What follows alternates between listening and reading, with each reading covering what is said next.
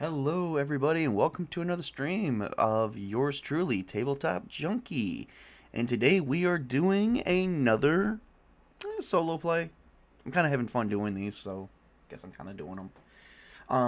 But other than that, we are getting ready to show off some more things about combat. Hopefully, this will spark. Hopefully, the rolls will be somewhat decent. I don't have my dice out today, sadly. So I'm probably gonna just use some dice rollers on the internet. Maybe I'll have better luck. Maybe I'll have some better luck with that. I don't know. Anyway, as I was saying, uh, we're doing another solo play, and today we are gonna do combat maneuver. We're gonna have the use of combat maneuvers, and I'm actually trying to find them real quick, but it looks like maybe I went to the wrong chapter. I don't know. Let me see here. I'm flipping and I'm flipping and I'm flipping. Maybe giving someone the bird. I don't know. I'm just kidding. I'm not doing that. Maybe I'm in the wrong book. I swear to God if I'm in the wrong book.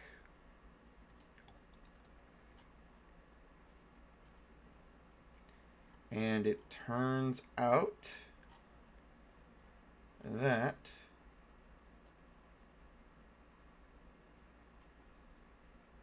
I have happened to have been in the wrong book. Okay, well, that happens. Okay, so that happened. Anyway.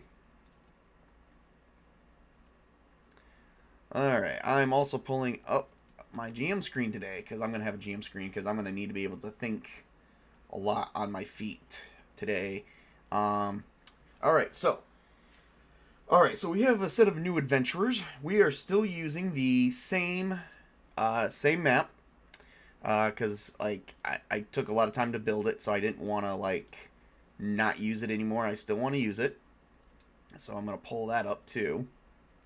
But we're gonna do things a bit different, because we did find out that the Raiders was planning to sell off Sir Brian and his team, or the remaining team was gonna get sold off, because they just happened to well, I mean, fact of the matter is, they just happen to be in that market, to do that kind of stuff with. So, and it turns out that there's another town that may be doing it. It's just they're so far apart. So, the Raider camp is here.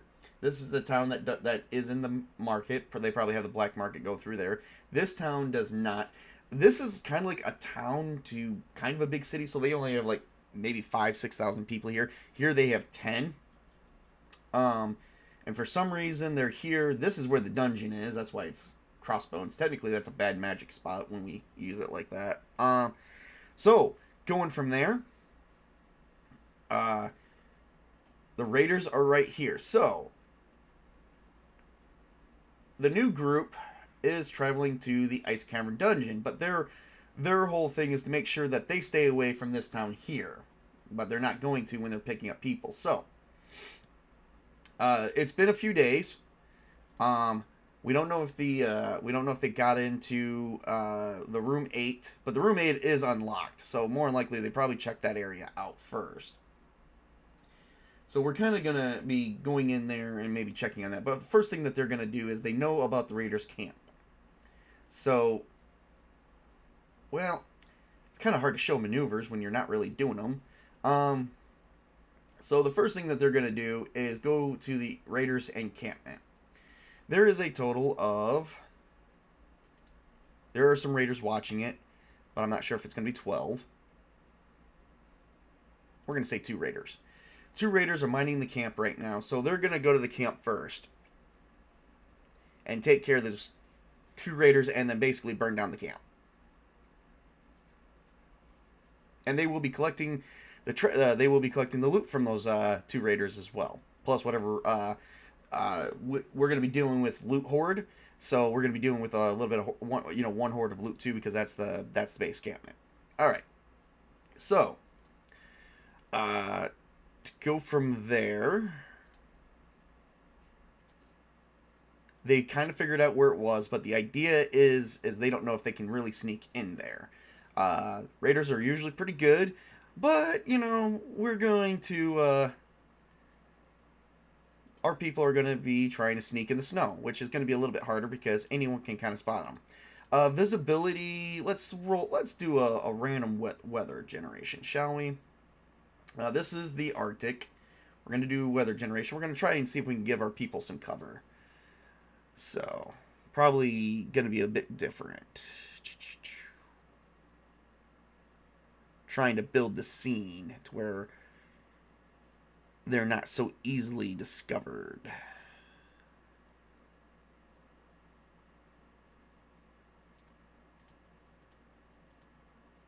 There we go.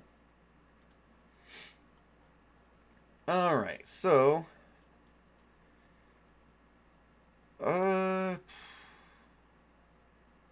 forgot what time frame we put it in. But it is a tundra, number 9. I think we put it in April, so it's like 0 degrees. So it's not very warm at all. Alright, so now...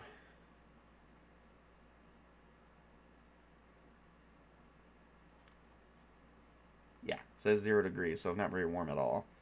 So now let's see here.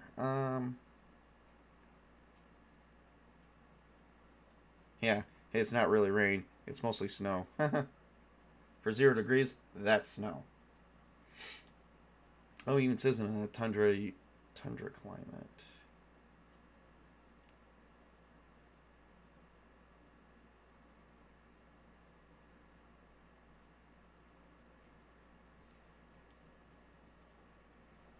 Still has rain. I don't. For 0 degrees, it does not. For 0 degrees. Okay, so now let's generate the conditions and visibility. I'm going to need to roll 2 d20s for that. So we got some snow. Let's see how bad it is. See if we can give our people some cover. Of course, they're going to be subject to the visibility as well. So I need to roll 2 d20s, and I'm going to roll 2 on my little dice roller thing.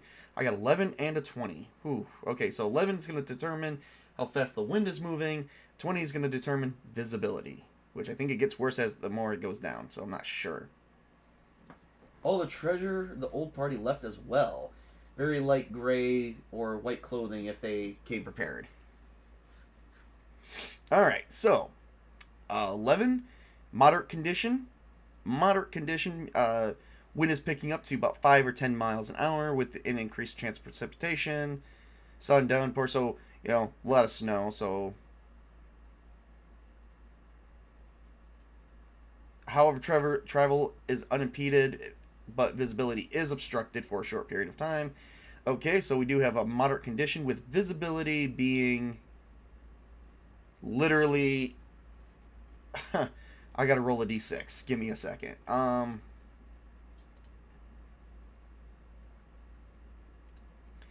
Okay, so 6 miles.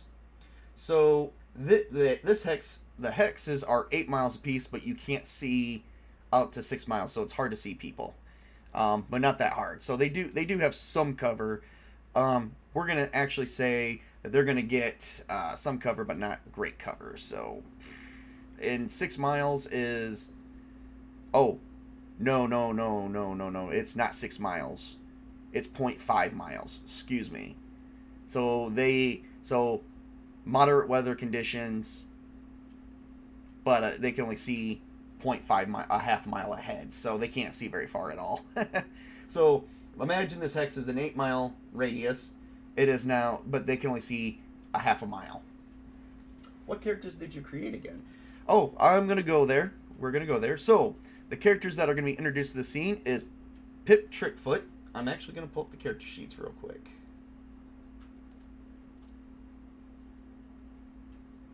Get rid of this map here, and here we go. We have Pip Trickfoot, a gnome illusionist. Currently lawful evil. His languages are common, gnome, elf, and dwarf. Dexterity and intelligence is his 2 primaries. He carries a staff and a sling for an attack. He has... so this is for an illusionist. He has the ability to disguise. He has got sharp senses. And he even took the trickster thing. So he has a +1 to CL, which means for his level, He gets a +1 to his challenge level for his spells, but when it comes up against spells, he gets a -1 to saves versus magic because he believes all spells are illusionist type spells. He doesn't believe in wizards. He doesn't believe in clerics, druids, and wizards. So he believes all their spells are still illusion. He doesn't believe in any other types of magic practically. So Pip, like I said, he's about a gnome that stands about 3'8", about roughly 40 pounds, gives him an average build with blonde hair and blue eyes. He will obey any power higher than him, but does not trust anyone else, does not care for anyone else. He'll get away from them even if they are his friends. Pip was once a traveling gnome that found his way to the Arctic region of this area as an illusionist. The next one is Bree, halfling fighter. Neutral good. Her basic languages are common and halfling only. She fights with a heavy lance. Like crossbow, she has a weapon specialization of heavy lance. She's practically fearless, and she is also quicker on her feet. For a halfling, she is only supposed to have a max of 20 feet, but because she has learned to adapt a little bit, she has quick step, which gives her a full 30 feet full of movement. Like a normal character, but she's not. Like a normal sized character, but she's not. Bree is a halfling that stands about 3 feet. She is roughly about 35 pounds, gives her an average build with red hair and brown eyes. Bree does not care about the way the land works, but she'll help out others whenever possible. And Bree began her life as a fighter upon the loss of her village and family. And if they survive, we may have to do some of their backstories. And then we got Vola. Alright, so Vola is a barbarian half-orc, neutral good. She only knows common and orc. She fights with the battle axe. She does have a short bow for a distance. And I gave her acrobatics of a dexterity 1. Strength and con is her primary, so she can carry a lot. She can carry unburned. She can carry up to 19 pounds. He's a gnome. Isn't nearly everyone higher than him? Oh, that's totally true.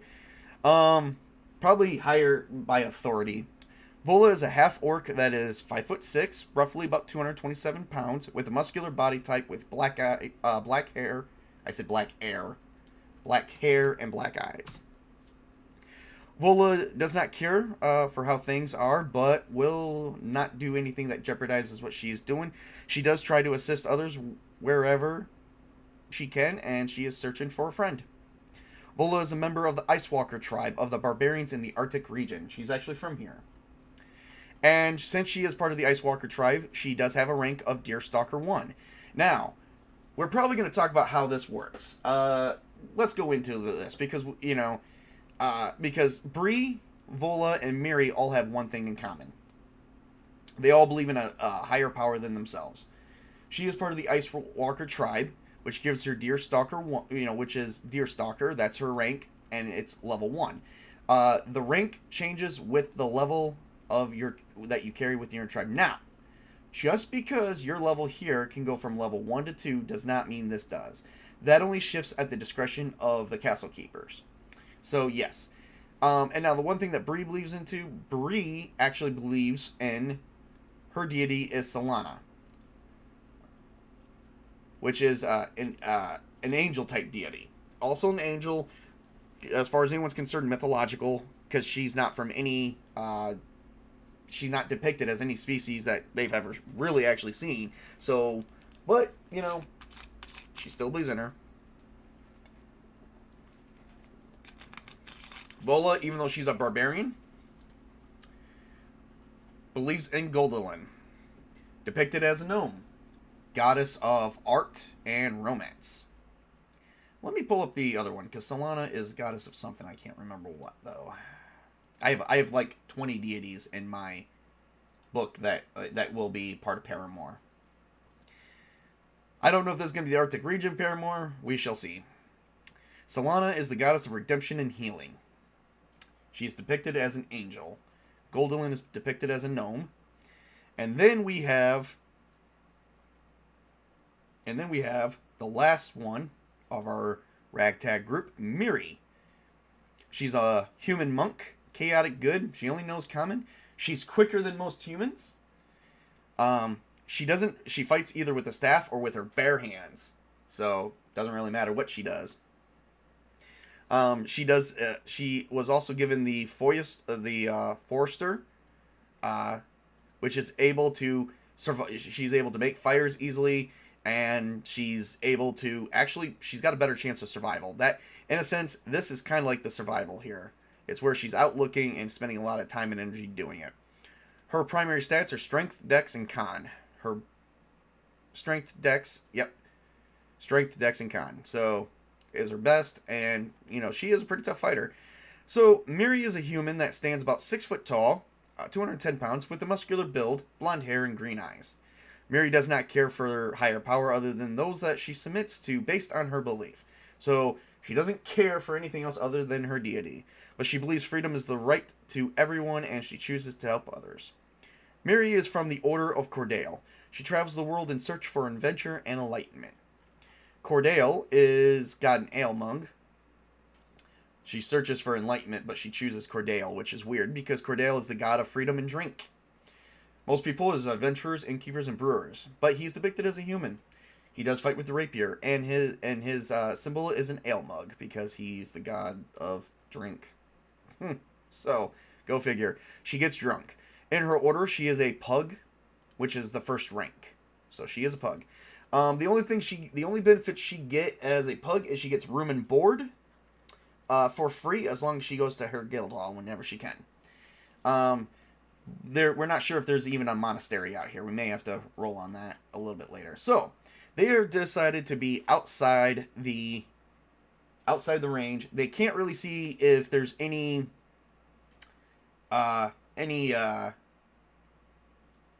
there. I mean, if they're within a half a mile, that's fine, but that would be nearly detectable.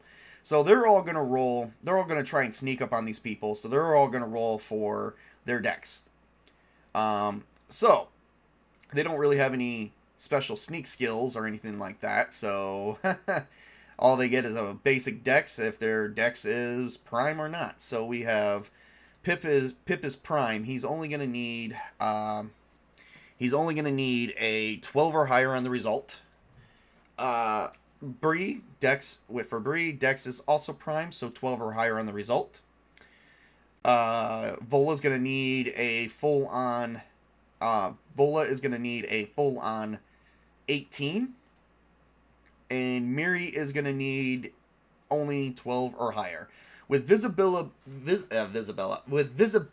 being about only half a mile, I will grant them, if they're outside that half a mile, technically we're just outside the purview, I will grant them a +1 bonus for, well, no. If we're going to do this, we're going to do this right. I'm not going to grant them just a +1 bonus. Let me see. Visibility is low, which will count for cover. Wouldn't count for short cover. Let's see here. We'll do range. If it's outside the range, they'll gain a +2. So they have slight cover, thanks to the snow. So they'll get a +2 automatically to there if they just stay out of the range. So, all right. So let's make these rolls, and then these other guys are going to have to do a notice roll, of which they will have to score for. Let me see here. I think we just discern that Raiders don't have good. I think I made it a point that Raiders don't have good sight, so I think they're 18 or better, but because of that, they're going to have to actually score a nat 20 to see them.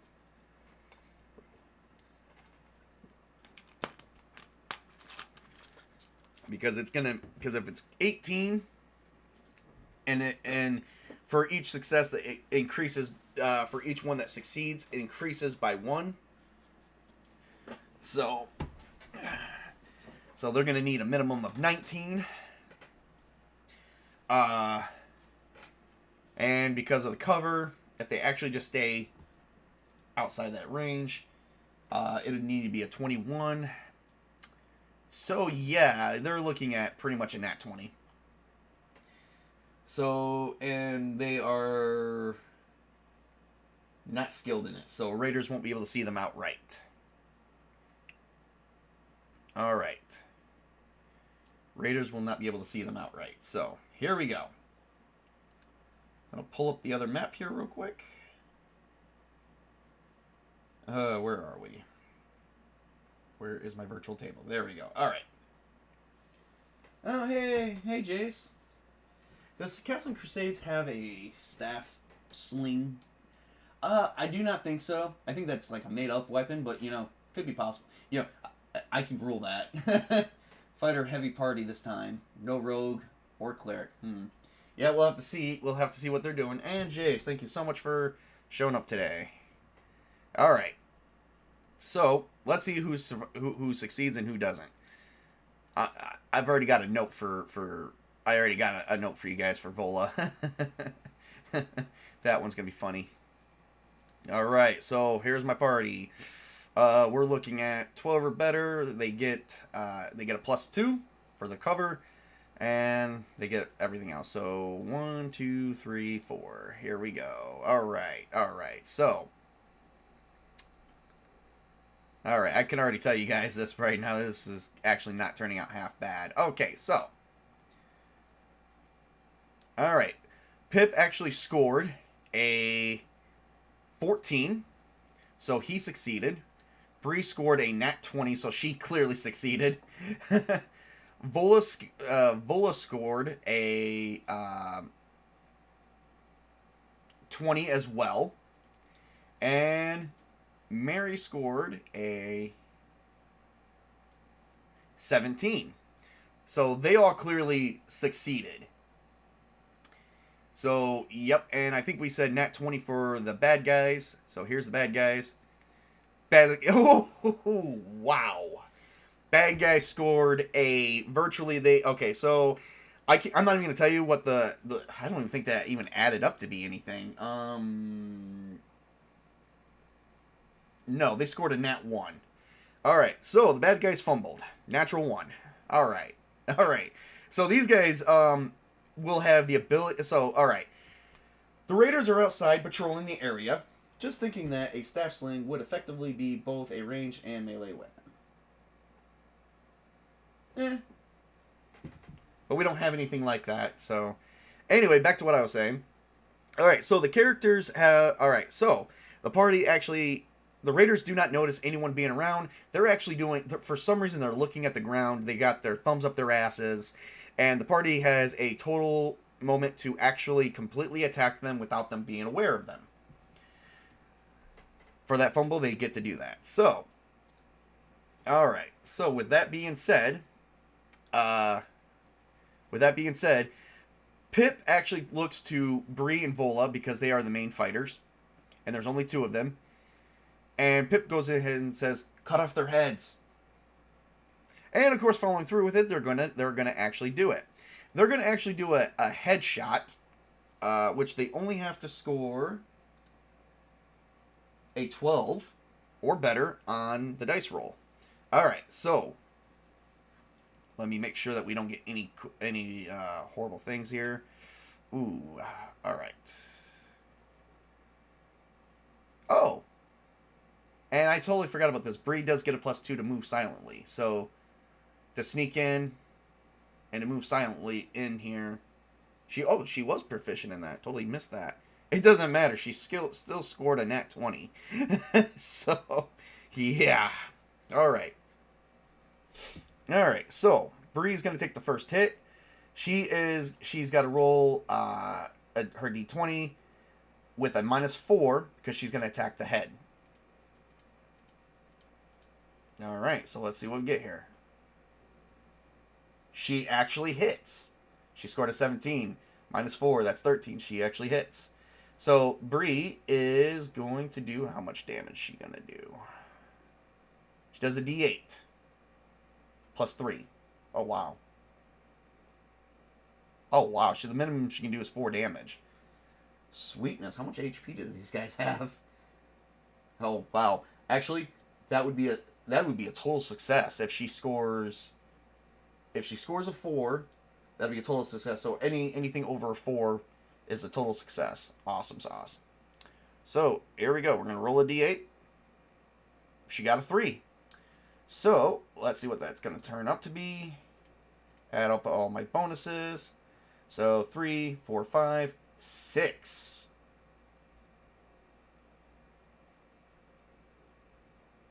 Hmm.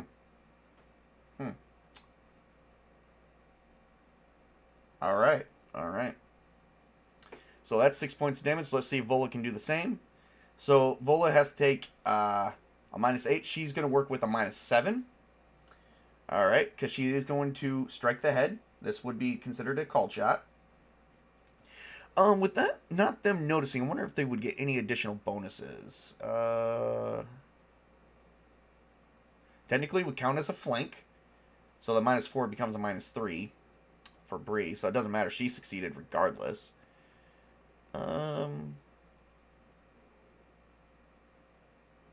Yeah. So this would also count as a flank. So that would work too. So -7 would actually just be a -6. Alright, alright. So let's see what we get here for Vola. Oh, Vola missed. Vola missed. Okay. Alright. Well, that's sad. That's sad. I thought they were going to have a nice shot here. Alright, so. Bree takes out her heavy lance and swipes from behind. They were actually talking. The guys were sitting around. So, ever wondered why we're here? And all of a sudden, he goes, no, I've never wondered why we're here. And without knowing, blood just starts dripping down.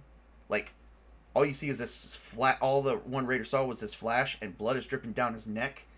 And the guy doesn't talk at all as the head just falls to the ground.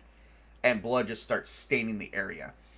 And he notices, and right at the last minute, he notices this great, like, this battle axe just comes out of the snow and he ducks. Just in time. Just in time to miss it. So now they're aware, so now they all must roll initiative. And it's 4 against 1, so they have a better chance. Better chance on survival. So here we go. Alright. Alright, here we go. Here we go. Let me dole out the initiative. Initiative order. Bree, or Pip scored a 14. Bree scored a 15. Vola scored a 15. So it looks like it's going to go Bree, Vola, Pip. However, Mary scored a 14. And the Raider scored a 15. Alright. So it's going to go Bree, Vola, and the Raider. And then it's Pip and Miri is the last two. Alright. So Bree's gonna attack again. She ain't gonna do no called shot. She's gonna randomly roll for it. So booyah. She misses. Vola. She misses. The Raider. Oh god, the Raider actually hits. Raider pulls out his dagger and is gonna attack Vola. And he does. Wait. I said Volo is the... Oh, yep, Volo's the target. Yep. And he does 4 points of damage to her. Well, no, wait. 1d4. 2 points of damage to her. So Vola just got cut, like... Where did she get cut at? Where did Vola get cut at? Ooh. That actually might make some sense.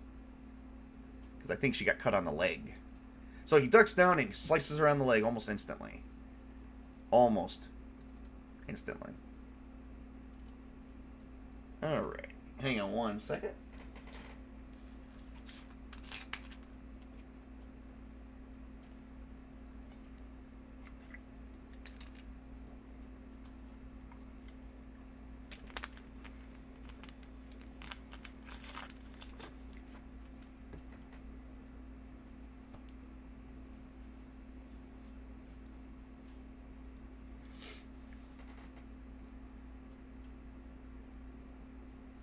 Alright.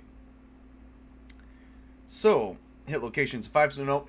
He stood up and slashed her across the chest. That wasn't very smart of him, now was it? Alright. So now since I promised I showed you guys combat maneuvers, We did Cold Shot. I did Charging last time. Um, let's see here. We did Flank.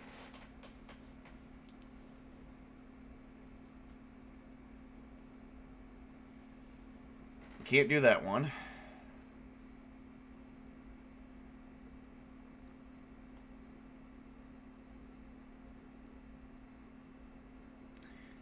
Um,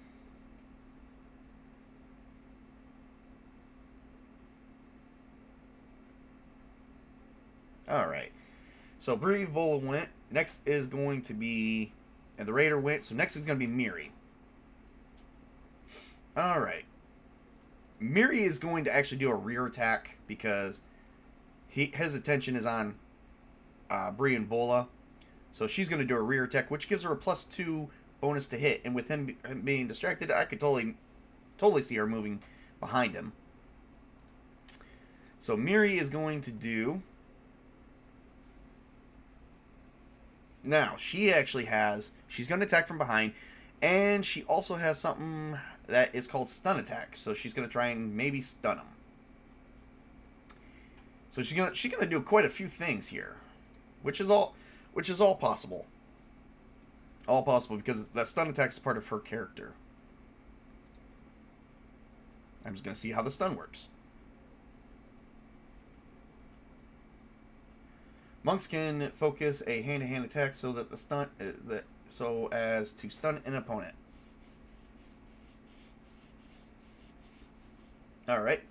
And a foe is successfully struck by the attack must make a Constitution saving throw or be stunned and unable to act for 1d4 rounds. Alright, the monk can use this ability once per round, but no more than once per level per day. A missed attack counts against the monk's daily limitations. The first stun attack must be a primary attack, be it by hand or weapon. And it does not say... Okay. So I can use that, so it'll be as my primary attack. Awesome. So she moves behind in a flanking position, gives her a +2 to hit. Alright. So she's going to make... And she's not going to do any called shots, so she's going to make a... she's going to make this attack at a +4. So she's already got some good bonuses here. So here we go. Oh, wow. She actually totally hits. Still the torso. And let's see. What is the damage? Okay, only 1d4. Alright, so she hits for 4 points of damage. Alright. To the torso. So, out of the blue, as the Raider has actually got his attention and he sliced the Vola, you know, going, come on, is that all you got? The monk comes out of the snow and just punches him right in the spine, stunning him for exactly... Oh, wait, first he's going to make the Constitution save. Which for him, con is primary. So the save is going to be at a 13 or better.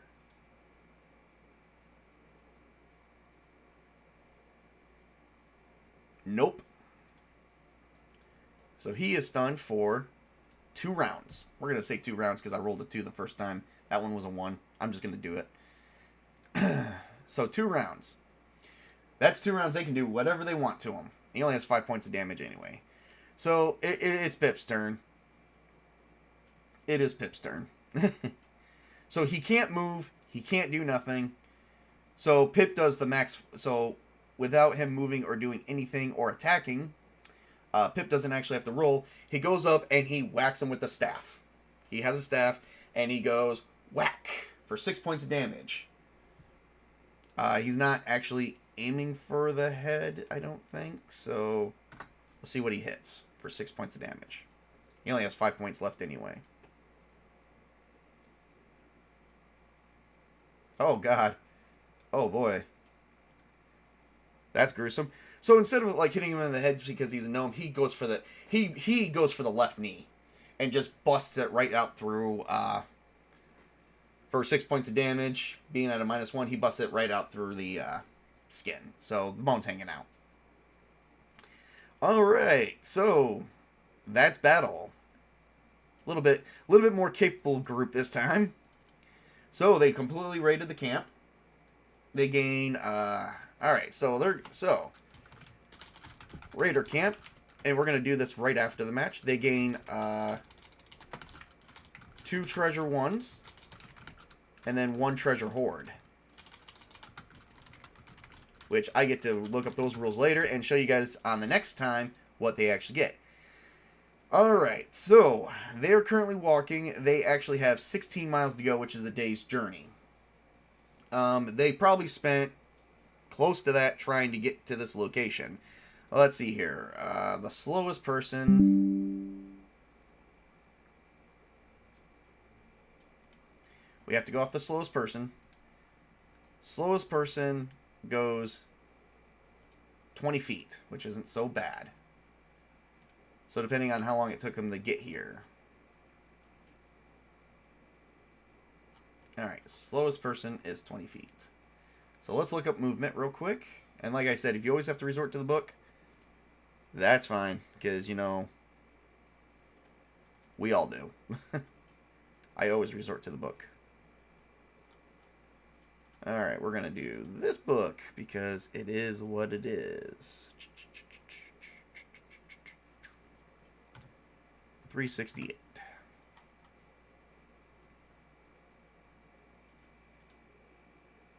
Alright, so they took out those people.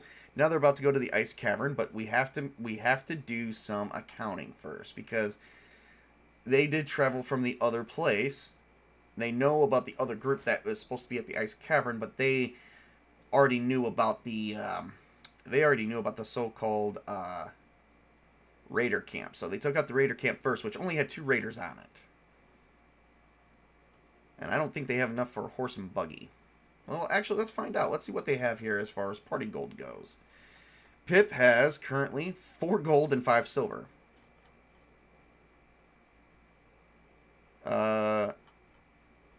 Bree has 29 gold, 9 silver, and 4 copper. Vola has 9 gold, 9 silver, and 3 copper. And Mary has 52 gold, 8 silver, and 7 copper. And I think the sleigh is 50 copper, 50 gold alone. So that wouldn't leave her with very much. And they don't really have enough for the horse. They probably decided to keep that, so they walked it. Hopefully they have enough provisions to do it. So that's what we got to do. When it comes to movement, you've got to make sure you're accurate and that, you know, everything you do.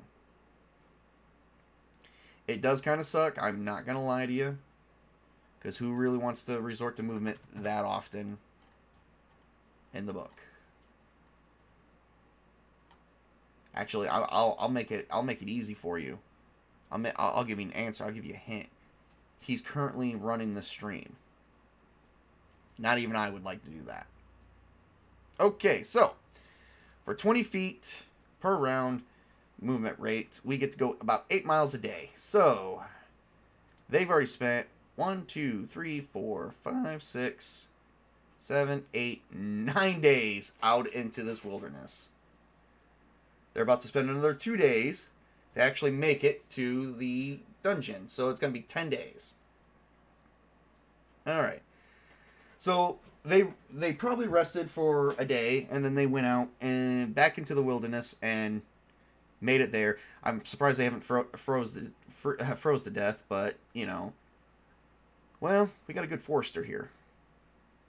Got a good forester. Let's see what does she get on that? That's a constitution check. Oh, God. Miri is, I think she's got prime, con as prime. She does. She just scored another 2 points on that too. So 18, and she only needed, and with her being a forester that knows how to survive out in the wilderness, like this, she only needed to score 11, so she actually succeeded by 7 points. So yeah, She totally kept them alive for 2 days, very easily. Now we just got to go through the provisions. Make sure they have enough for provisions for 10 days. So, Pike actually has enough for 21 days. So we got one.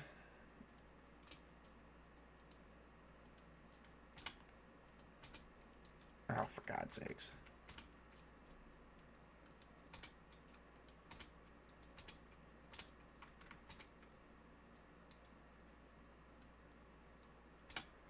Okay, I just crossed off 6. Alright, so 7. Oh, for crying out loud. Why is it doing that? 8. 9. And 10. Alright. So, Pike definitely made it. Or Pip. Sorry. I was thinking of Vox Machina, which is a good show. Critical Role. Alright. So Pip made it for 10 days. Alright, so we have...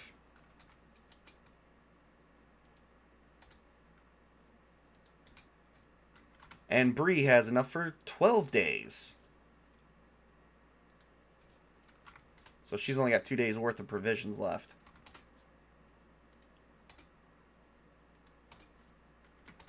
Plus, they probably found water, too. Oh, that is not what I wanted to do. That's not what I wanted to do either. Oh, my God. Sorry, everyone. This is taking a little bit long than I wanted it to be. My program and my dexterity is not working with me. Alright, so Pip only has enough for... Okay, I don't know why it's doing that. It's pissing me off. It keeps randomly moving on me. I'm just using the proper arrow key, so I'm not sure what that is. Alright, so Bree only has enough for 7. She needs enough for 3 more days. Pip has enough to offer her 3 days worth of food. So, he now only has enough left for 8 days. And Bree has nothing. So they're gonna have to find some more. We're gonna have to find some more food for them on their way trip. And Vola has enough for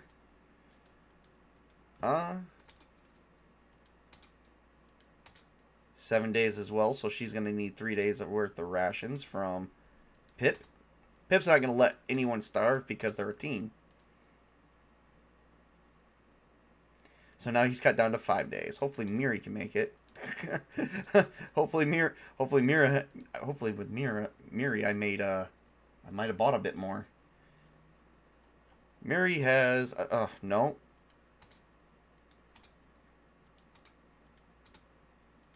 Like I said, she might have enough to find water. That's about it. So I would say, yeah, water would be fine. Food might be good depending on what it is. But we ain't going to do that. Water I will, because, you know, most of these guys only have like 1 water skin on them anyway. And one water skin, according to the book, only goes for about a day. Which is weird. Unless you're Pip, so he's got like 3 days worth, so, you know, he kept the water, so. Alright, and Miri's done. So now we need 3 more days from Pip. He just fed his entire team. He is going to deem himself... Pip is probably in the habit of deeming himself leader, because he just did that. So, between all 4 of them, they only have enough for not even 2 days if they ration well. Wouldn't there have been rations, etc. at the Raiders camp? Yes, and there will be rations awarded to them after this session. Like I said, that would also count as part of the treasure and treasure award. So we don't know what they're going to have left on the return trip. Alright. Here's the Ice Caverns, everybody. We're here at the Ice Caverns. So, they go through most of the caverns. And they, by chance, have noticed... There we are. So, picking up where we left off, let's go to the entrance. Oops. Let's go to the entrance. Alright, that's pissing me off. Stop it. Holding down the damn button, you.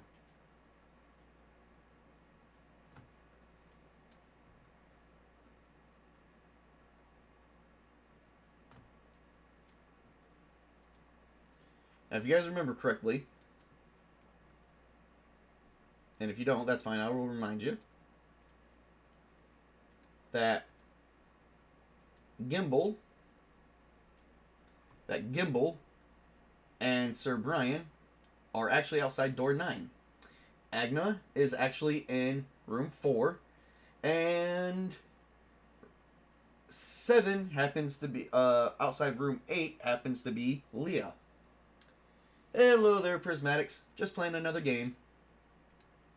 So they come through here. Okay, so at 20 feet, we're going to go 1, 2, 3, 4, 5, 6, 7, 8, 9, 10, 11, 12, 13, 14, 15, 16, 17, 18, 19, 20, 21, 22, 23, 24, 25, 26, 27. All right. 27 times 5. It's 135 feet divided by 20. It's the fastest they can go. It takes about 7 full rounds to get there. So with them just practically moving, yeah. So they probably spent a good couple minutes getting there.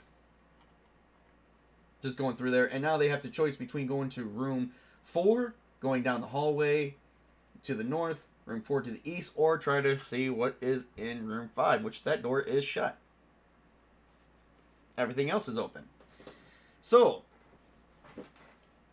I ask you guys, do they go straight down the hallway? Do they go to room 4? Or do they go to try to unlock the door for room 5?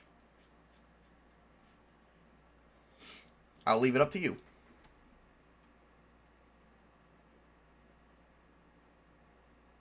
Give you guys a minute to respond.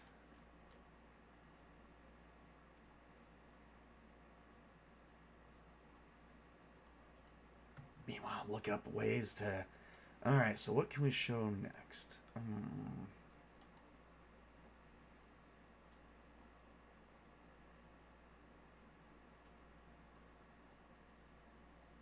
Room 5.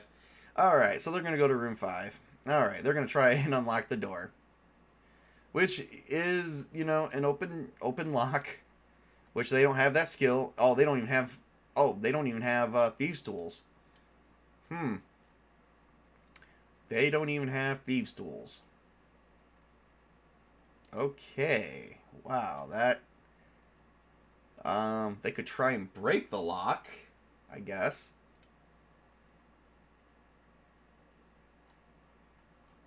Alright. Alright. Well, breaking the lock it's gonna be.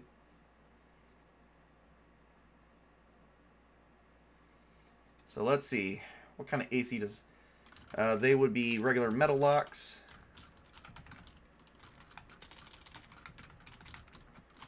Let's see, what kind of...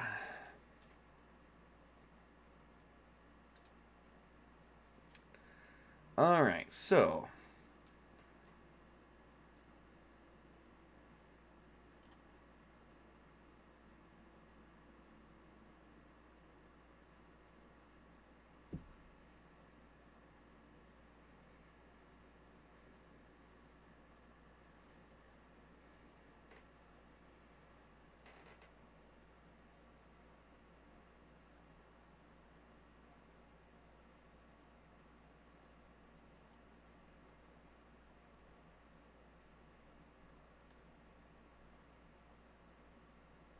Alright.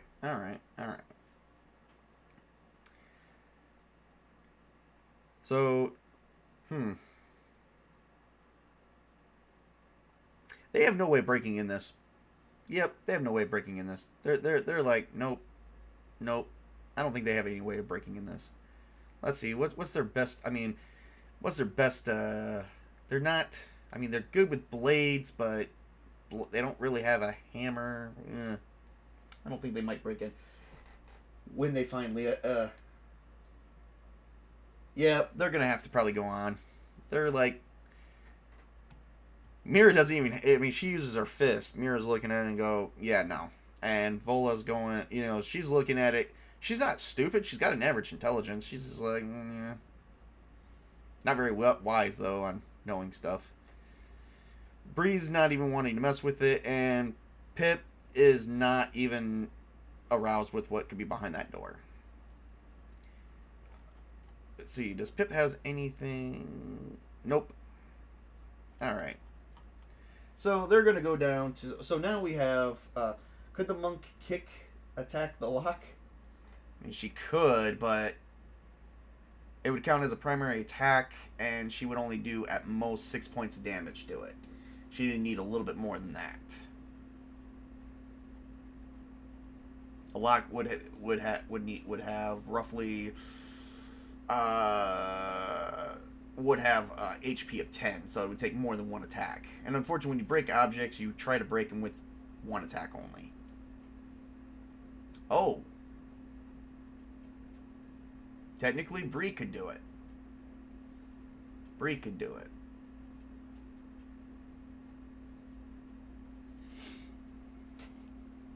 Because she could do a total of like 11. Alright, we'll do this. Let's see here.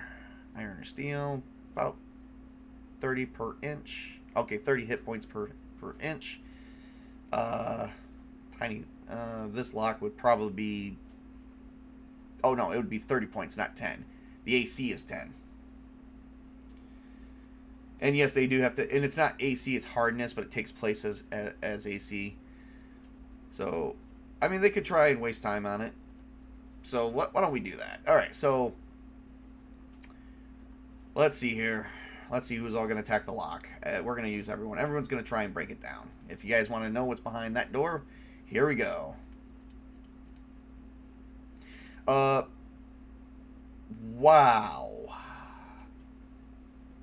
Yep. Pip didn't do anything. Pip is hitting it and is doing nothing, and now is looking out of the way because, well, Bree's coming in with her weapon.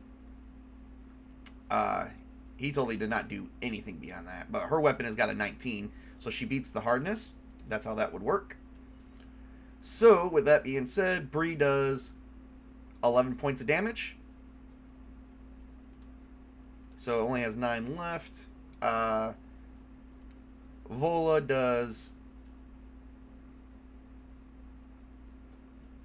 also does hit it and only has 9 points of damage, and right after Bree attacks it and cracks it, Vola comes back and shatters it. And Miri doesn't need to attack.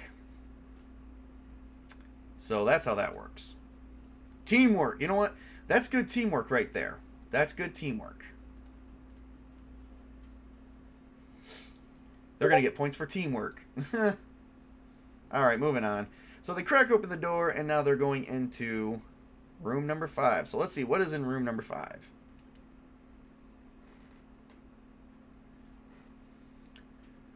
Alright.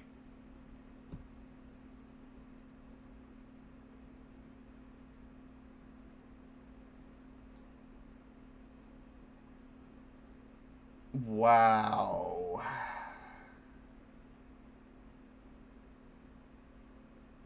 Okay, let me pull up my notes here for a second, because we may have a huge problem.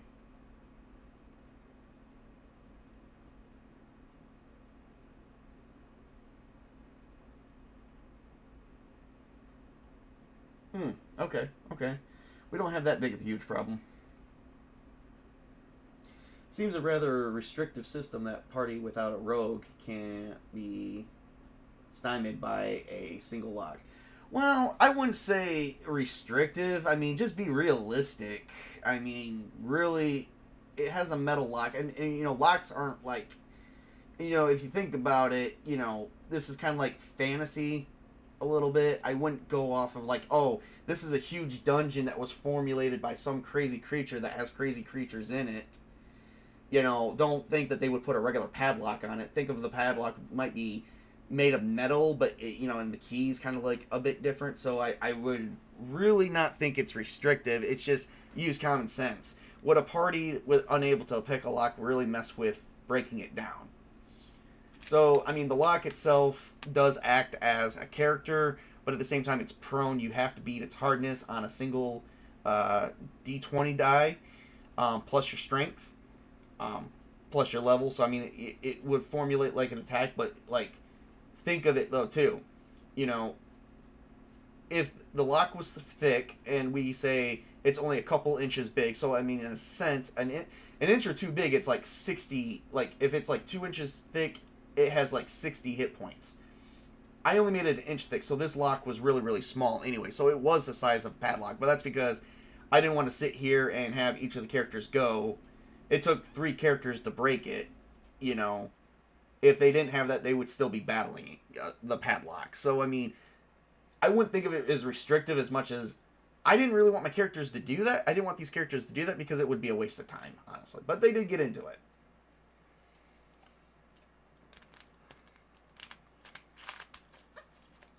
All right. However, they didn't open the door. They did not open the door. Because as soon as they broke the lock, it somehow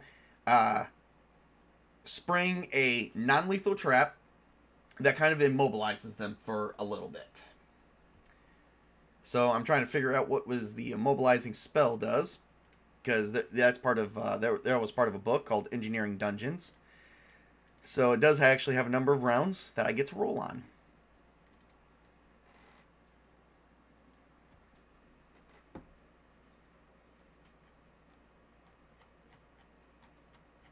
And like I said, yeah, it took like 3 people just to break into it. I mean, you got it. That's just me picking and choosing my battles. All right. So non-lethal trap.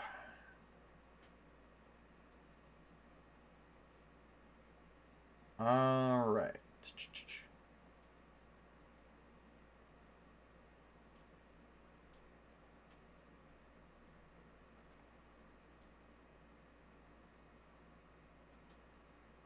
Okay, so I get to roll D12, and that's how many minutes we're actually immobilized for.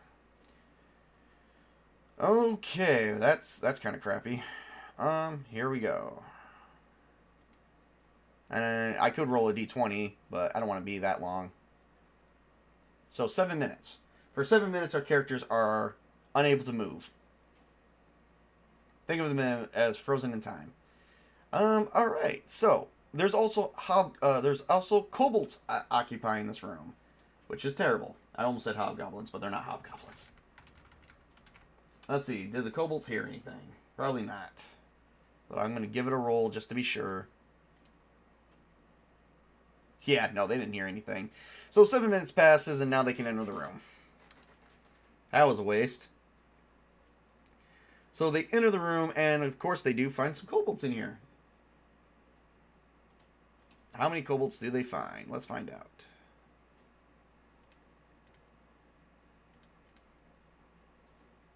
Nine kobolds. So as soon as they enter the room, they look at them and go, "Oh crap!" And yeah, they didn't even bother to sneak in because they're not very stealthy. I mean, they're not stealthy. It's not in their nature. So they see 9 kobolds and the kobolds attack. So now it's time to roll initiative. All right.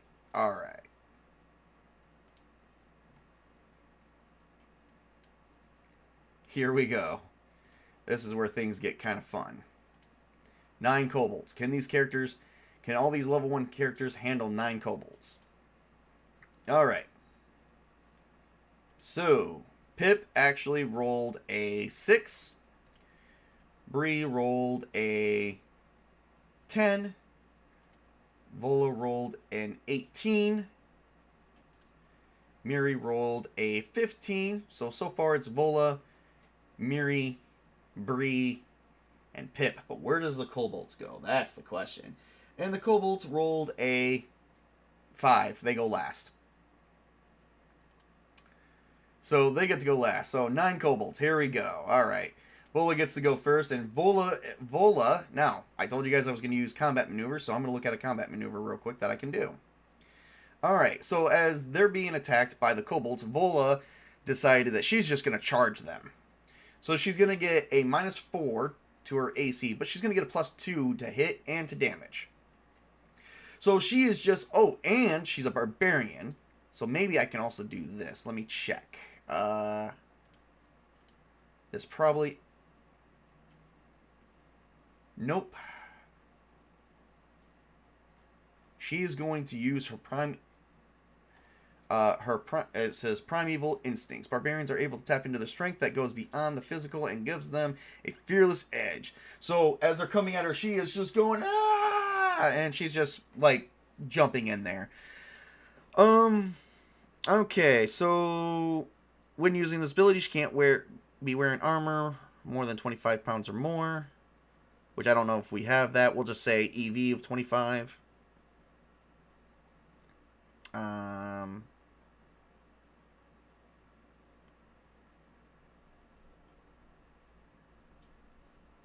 Alright. I'm just trying to make sure that it doesn't say that I can't just charge in there while being attacked. And that this does not stack. It does not say it does not stack. At least I don't see it. So I'm going to count it for right now. So she's going to go in with a +6 added to her already attack modifier, which her attack modifier is a +1. So she's going in with a +7 to striking these kobolds. These kobolds are wearing some armor, so she needs a 15 or better as a total result. Here we go. Vola is the first one. Okay, so 1, 2, 3, 4, 5, 6, 7. She just made it. She just made it. So she is going to strike. Now, she also gets the +2 to damage. And let's see here. Does she get any extra damage from raging? Well, basically her primeval instincts. I know she gets a +2 to check. And no additional damage. Other than that, than the fact she's charging. Maybe that's why it also stacks too, because what I'm doing will go towards damage. Alright.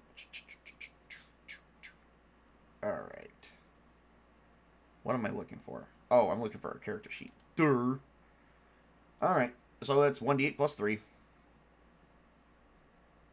Yay!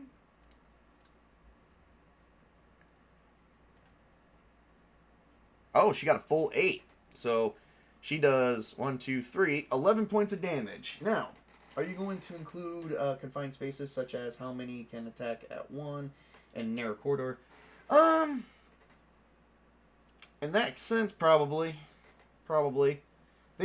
I would assume with 9 kobolds being in a 10 by 20 room that they would all kind of like flood out. So she kind of put herself in front of the group. So yeah, I will probably do that in our game. Right now I'm just trying to demonstrate some of these combat maneuvers. So that way we get the idea of, you know, how bad this is. Now, I am going to do, if there is leftover damage, depending on how much is left over, I am going to do sort of like a cleave, especially if you kill something outright. Because here's the thing, she did 11 points of damage to one kobold. A kobold only has 2 hit points. That can very easily kill 5 of them, with leaving 1 left over. I would say there's probably nothing left of their bodies that they've actually been splattered. Hide armor shows as 25 pounds in the player's guide, by the way. Does she have hide?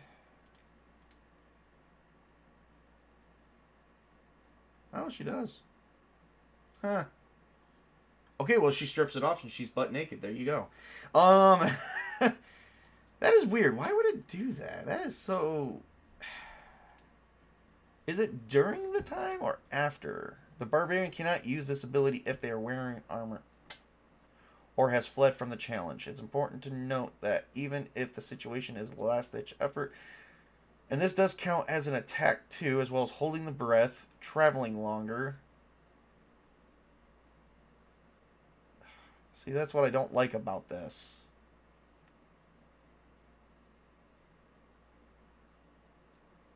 And she threw herself at the challenge. So I did do that right. I didn't even know it did say that. Huh.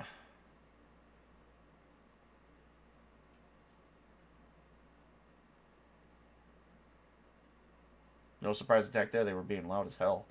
Um.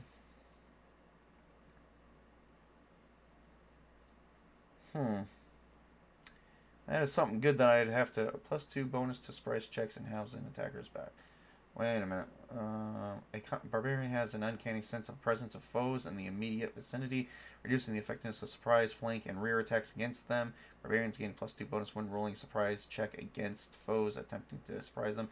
Also, attackers do not get any bonus when attacking. Similarly, any bonus for back or rear attacks against the barbarian is halved, including special attacks such as rogue's back attacks.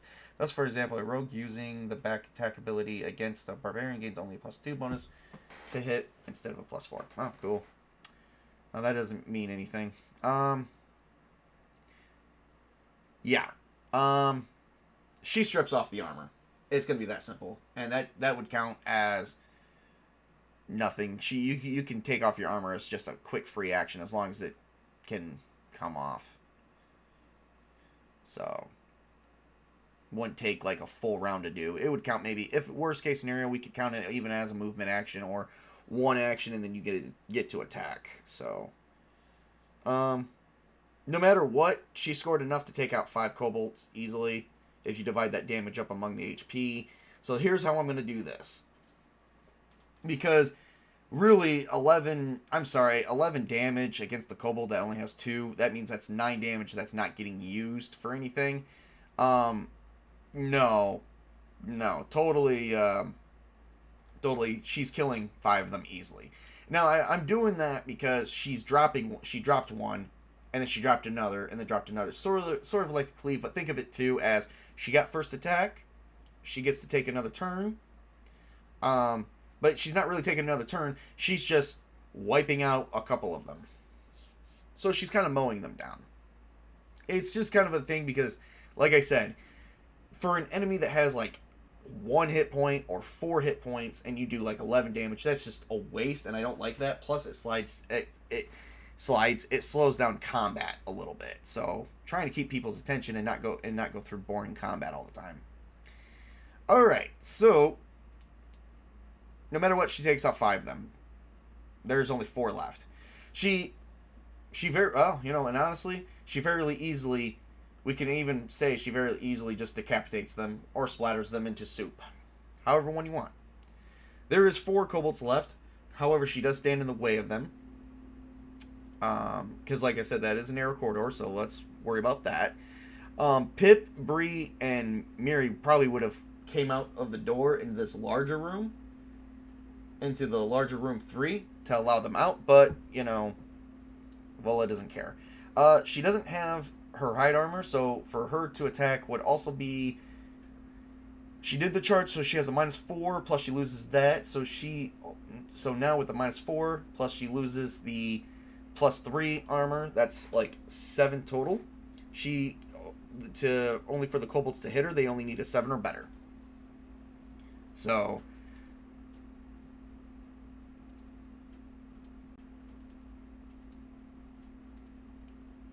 Alright. Make sure all of these are back up to full HP. They are. Okay.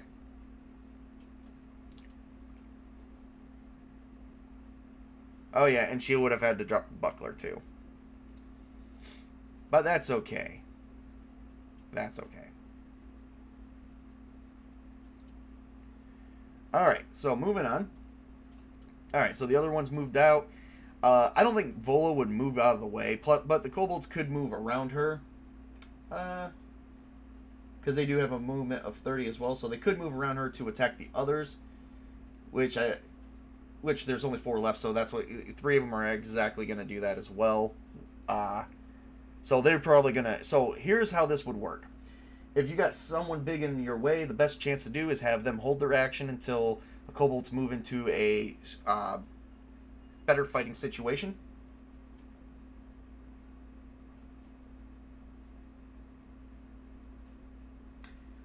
Just excuse me for a minute. I gotta put you guys on a hold real quick because I just heard something and I gotta go check that out.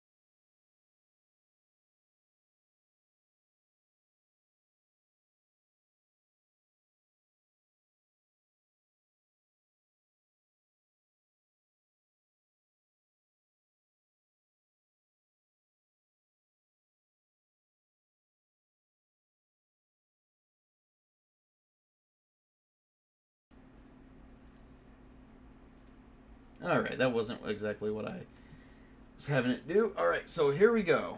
Alright, so there's each one on them now. Now we're going to move the combat one-on-one, because when you hold a turn and the kobolds took their turn, they can actually interrupt their attacking turn and attack them and take their turn immediately, even though they just only took half a turn.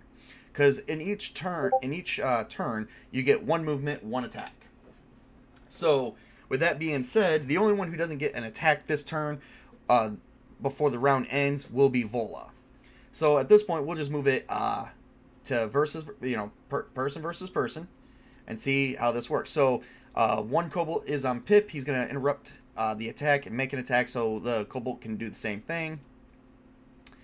Kobold got to 19. Pip totally misses. So the kobold is going to bite him. Oh, no. No. The kobold's going to attack with a spear for 1d6 damage. And he takes 3 points of damage. Leaving Pip.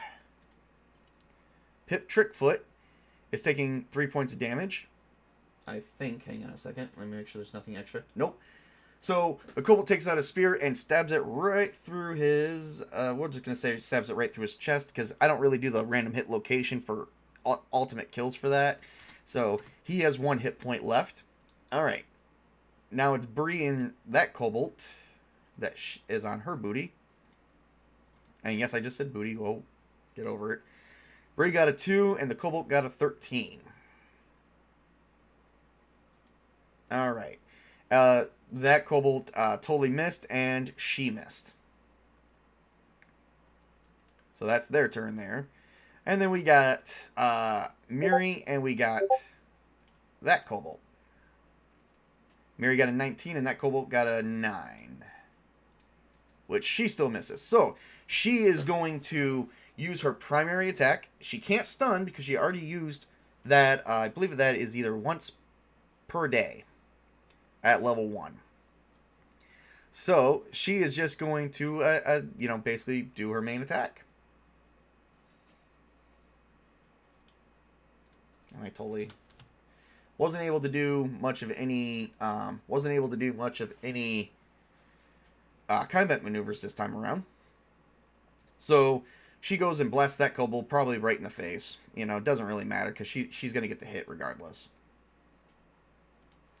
And the damage she does is 1d4 plus 2. So she does 5 points of damage, and yeah, doesn't matter. She goes in and busts right into his chest and explodes the heart from the inside without causing any damage. The kobold has blood coming out of its mouth before it knew what happened, and it already died. There you go, an instant monk move. Alright, and then the kobold gets to go after Vola. And the kobold only has to roll a 7. Well, kobold only has to get a 7 result. They have a +1, so kobold can roll a 6 and still win. Yeah. 1d6. And Vola takes 4 points of damage. But it's still alive, because she has 13. So she's only down to 9. She's wearing no armor, and she also doesn't even get the armor from the shield, so I think it's even 6. So it is 6, so, because she had to throw down the shield. I don't think the shield weighs that much, but it's... I don't see you charging and raging and an angry thing holding a buckler. Sorry, I just don't see that being a thing. Alright. There is literally...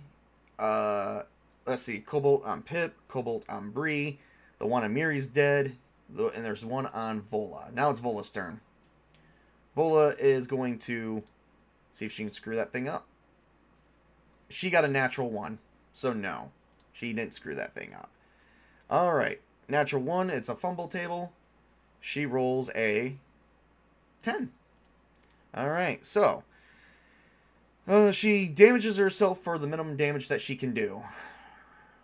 So, she damages herself for 2 points of damage. She is now down to 7.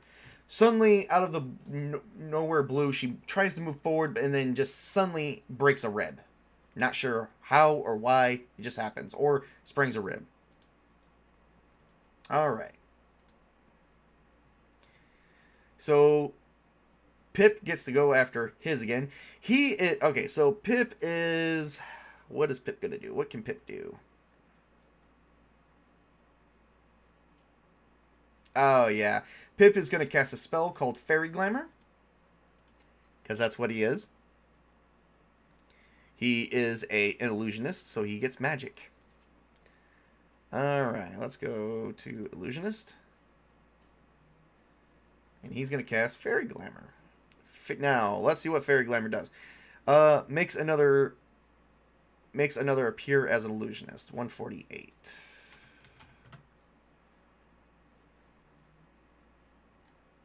I'm not sure what that means. That's too vague. Fairy Glamour. This spell places the image of the caster onto the body of another living being.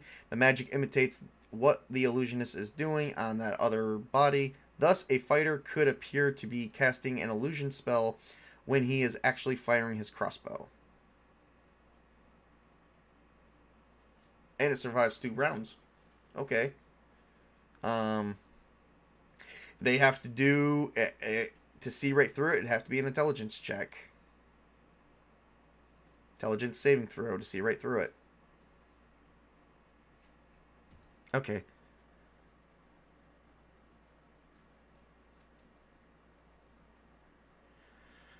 Well, that would be good for Bree. So Bree looks like the caster, I guess. I'm not sure how this would affect that. So the caster looks like someone else. So there's 2 of them, and they're both doing the same thing. Well, I guess that's what you get for an illusion, right? Well, and there is one on Bree, so maybe make 2 of them attack Bree at once. I guess maybe that's what he's trying to do. Well, let's see if an intelligence check. Let's see if it works for his turn.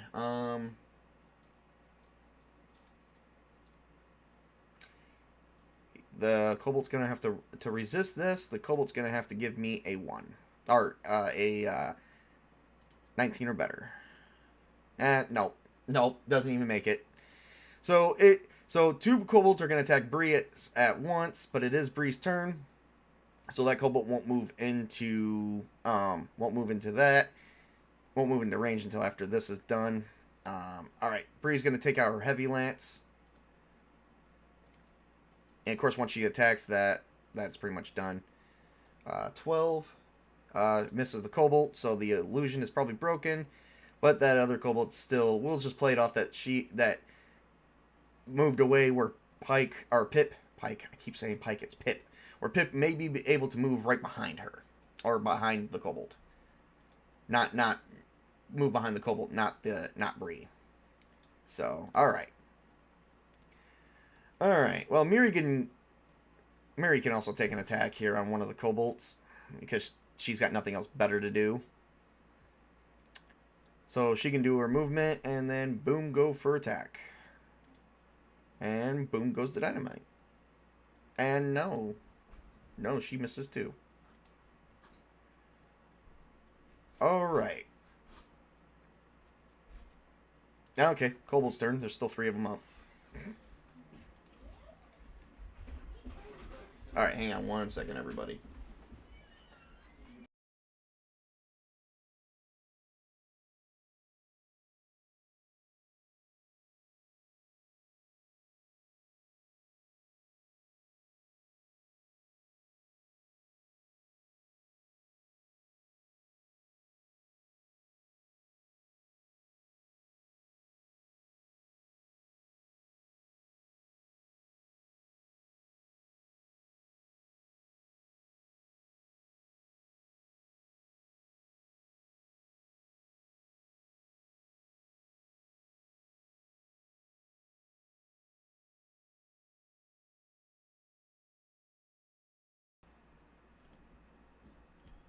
Okay, everybody. It looks like our time is up. I'm going to have to actually call it. I did have just a situation that did just pop out. And yeah, I did just have a situation that did just pop up a little bit, which is fine. I try to be off at 3:30 anyway. We've been showing this for about an hour and a half. So when we pick this up again, it'll be it'll be our party is going to be taking on the remaining 3 kobolds. So, and we'll start it off with Vola. I will make the preparations for make the notes for that, and then we will figure out what kind of treasure they have too. So, yay. All right, everybody. Thank you for tuning in. I do appreciate that, and I wish everybody a great and wonderful day. Once again, we'll have to do this again.